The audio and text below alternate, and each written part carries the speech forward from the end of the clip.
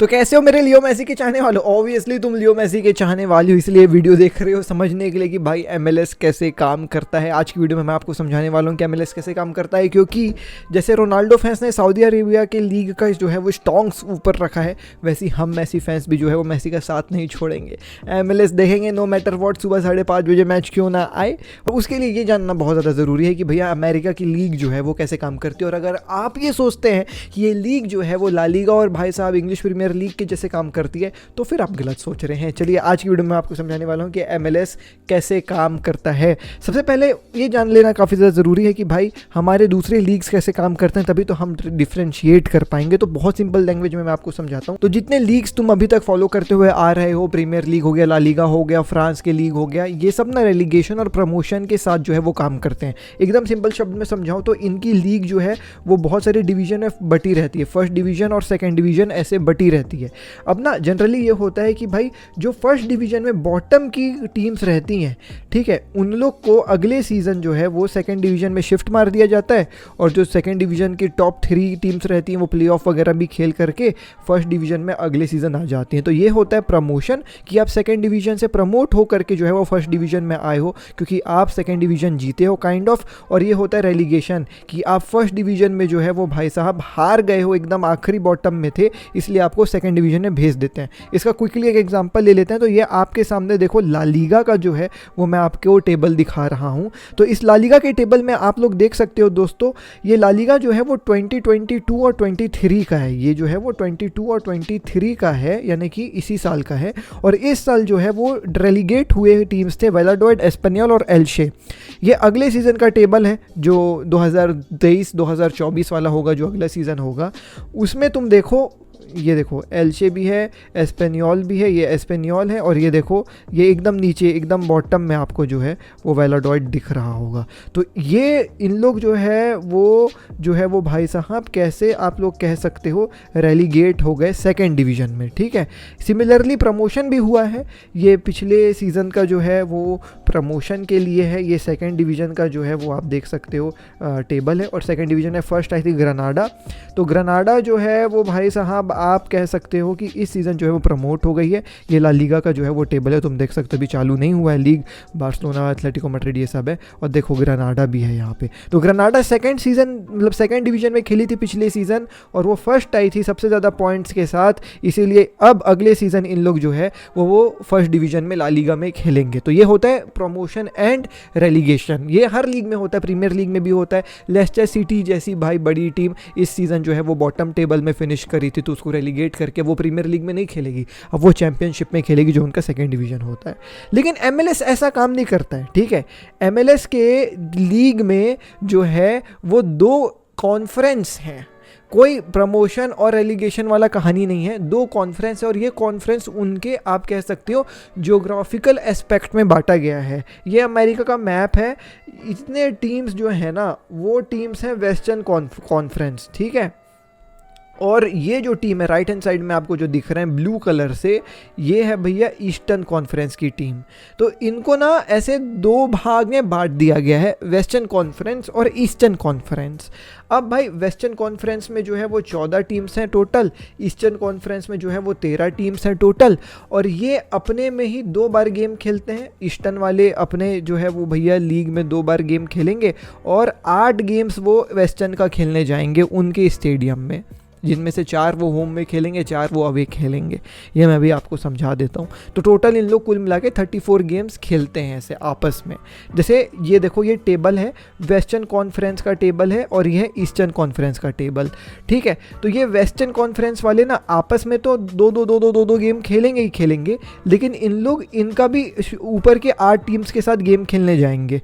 तो टोटल इन लोग 34 games in total जो है वो खेलते हैं इन लोग।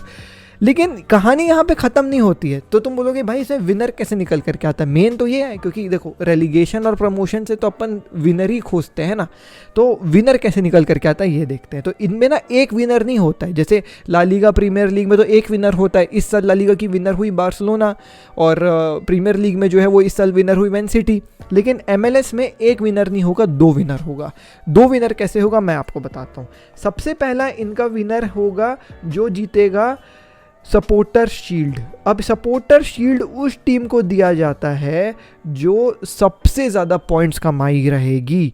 अब वो वेस्टर्न कॉन्फ्रेंस और ईस्टर्न कॉन्फ्रेंस में देखेंगे, जैसे अभी तुम देखो सिन, मतलब ये भाई कौन सी टीम है मेरे को नहीं पता, इनका जो है वो 43 पॉइंट्स है और सिएटल की है अभी 32 पॉइंट्स। तो दोनों कॉन्फ्रेंस में ये देखेंगे कि सबसे ज़्यादा पॉइंट्स किसके रहे इस MLS के सीज़न में, उसको सपोर्टर शील्ड दे दिया जाएगा, है ना। तो जैसे अभी एट दिस मोमेंट देखो 43 पॉइंट्स के साथ ये सिन ऊपर जा रही है और NE जो है वो भाई साहब सेकंड है, क्योंकि NE इसी कॉन्फ्रेंस की ईस्टर्न की है। वेस्टर्न का यहाँ पे कौन है, वेस्टर्न का LAFC है। देखो तो LAFC अपने कॉन्फ्रेंस में तो भाई सेकंड है एट दिस मोमेंट 32 पॉइंट्स के साथ, लेकिन जब दोनों टेबल्स को कंबाइन करते हैं ना तो देखो वो LAFC 6th on the table आ जाता है। ये ऊपर की टीम जो है वो पूरी भाई साहब आपकी जो है वो ईस्टर्न कॉन्फ्रेंस की है, समझ रहे हो। तो यहाँ पे ना वेस्टर्न और ईस्टर्न का कॉम्बिनेशन करके देखते हैं कि किसके पॉइंट सबसे ज़्यादा हुए हैं, उसको इन लोग सपोर्टर शील्ड देते हैं और वो होता है सपोर्टर शील्ड का जो है वो विनर, ठीक। लेकिन ये हुआ एक ट्रॉफ़ी, इसको ऐसी ट्रॉफ़ी बोलते हैं, इसको उतना महत्व नहीं देते हैं। असली ट्रॉफ़ी है इनकी MLS ट्रॉफ़ी। अब ये MLS ट्रॉफ़ी कैसे दी जाती है मैं आपको बता देता हूँ। तो कहानी ये होती है कि एट द एंड ये देखा जाएगा कि टॉप 9 टीम्स कौन कौन सी हैं, दोनों जो है वो टेबल में, ठीक है। इनकी टॉप 9 टीम्स और इनकी टॉप 9 टीम्स के बीच में होगा एक, तुम कह सकते हो, लीग फॉर्मेट का मैच। इससे निकल करके आएगा कि MLS का विनर कौन है। तो यहाँ वेस्टर्न के जो है वो टॉप 8 टीम्स को जो है वो भैया निकाला जाएगा, ठीक है। 1 2 3 4 5 6 टीम्स को जो है वो निकाला जाएगा, 1 2 3 4 5 6 टीम्स को जो है वो निकाला जाएगा, 6 7 7 टीम्स को निकाला जाएगा। सॉरी दोस्तों मैंने 9 बोल दिया था शुरू में। तो 7 टीम्स को जो है वो निकाला जाएगा दोनों उसमें से, और फिर इन 7 टीम्स का जो है वेस्ट के टॉप के 7 टीम्स ऐसे प्लेस्ड रहेंगे, ईस्ट के टॉप 7 टीम्स ऐसे रहेंगे। जो फर्स्ट रैंकिंग की टीम रहेगी उसको एक बाई मिल जाएगा, वो डायरेक्ट सेमीफाइनल पहुंच जाएगी। सही होगा, सेमीफाइनल होगा और फिर सेमीफाइनल के बाद कॉन्फ्रेंस फाइनल होगा। कॉन्फ्रेंस फाइनल मतलब अपने खुद के कॉन्फ्रेंस का ये फाइनल हुआ, उसके बाद फिर MLS कप का यहाँ पे जो है वो फाइनल होगा। तो इससे MLS जो है वो विनर निकल करके आएगा। इसका फ़ायदा क्या होता है ना दोस्तों, कि आप जैसे जो पॉइंट्स वाला सिस्टम रहता है, ठीक है, पॉइंट्स वाले सिस्टम में तो यार हमेशा एक ही विनर निकल करके आ जाता है जिसकी टीम सबसे जो है वो स्ट्रांग रहती है। जैसे प्रीमियर लीग में देख लो, लंबे समय से मैन सिटी जीतते हुए आ रही है, कोई मैन सिटी को हरा ही नहीं है आज तक। लेकिन इस MLS वाले सिस्टम का फ़ायदा एक ये होता है कि आपको हर साल एक नया विनर देखने को मिलता है, क्योंकि यहाँ पे यू नेवर नो कौन सी टीम किसको हरा देगी। बिकॉज देखो फर्स्ट तो यहाँ पे है, यहाँ पे 6th टीम को भी मौका मिलेगा, यहाँ 7th वाली टीम को भी मौका मिलेगा, यहाँ जो है वो 5th रैंक की टीम को भी मौका मिलेगा, 7th को भी मिल रहा है, 6th को भी मिल रहा है, 5th को भी मिल रहा है। अब क्या पता यहाँ पे 5 चली जाए और 5 सरप्राइजिंगली 1 को हरा दे और 5 यहाँ पे पहुँच जाए, और 7 यहाँ 2 को हरा के 7 यहाँ पे आ जाए, यहाँ पे 7 आ जाए और फाइनल 7 पहुँच जाए। तो जो टीम यहाँ पे 7th है, तुम देखो कहाँ फर्स्ट और कहाँ 7th, वो साली फाइनल खेलने पहुँच गई यहाँ पे। तो ये 7th रैंकिंग टीम को भी फ़ायदा मिला है। सिमिलरली यहाँ पे भी तुम देखो यार, हो सकता है ये 1 और 5 का मैच है तो 5 जीत गई, यहाँ 3 और 7 का मैच है, यहाँ 7th टीम जीत गई और यहाँ पे 7th टीम हो गई। तो इनकी भी भाई 7 टीम जो है वो आ गई फाइनल खेलने के लिए, और जो विनर निकल करके आएगा वो कोई 7th प्लेस टीम निकल करके आएगी।